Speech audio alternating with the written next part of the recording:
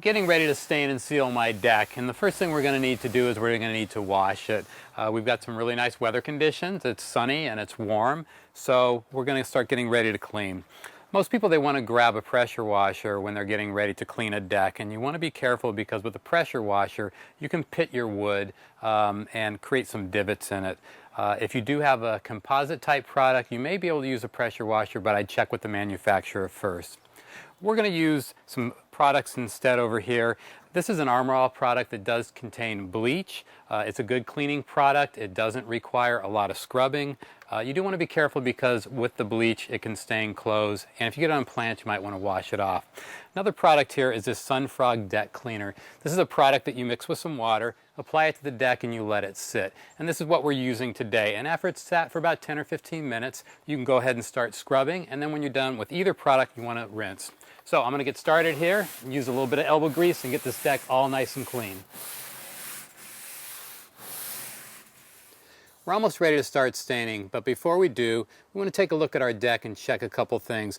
First off, we want to check the nail heads and make sure that they're all recessed, and if they're not, we'll go ahead and take them down with a hammer. You may have screws on your deck and you want to do the same thing. Just make sure to screw them in and keep them below the wood. And then lastly, you want to check for any of your timbers to see if they have major splits or cracks. If they do, this is the time that you want to go ahead and replace that piece of wood.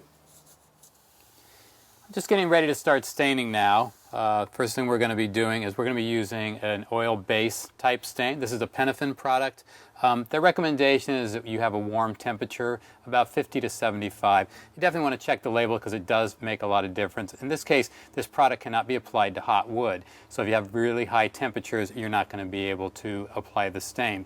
The other thing we've checked too is that we're not going to have any rain in the next few days, and that's fairly important with this type of outdoor product. You want to make sure you get good coverage and it's going to last. When we're done doing this stain, we're going to let it sit for about 20 minutes. We're either going to back brush or come out with a cloth just to kind of even up the stain so that we get a really nice smooth finish. This may or may not need a second coat, and if it does, you need to wait about 3 hours for it. So we're going to keep on working, get this all done, and with a good application this should last us for another year to 2 years. So when you're ready to stain your deck, go see the folks at Parr Lumber. They can help you with the cleaning materials that you need, the brushes, and the selection of the stain that you need for your deck. Myself, I got a lot of work to do. I'm going to get back to it.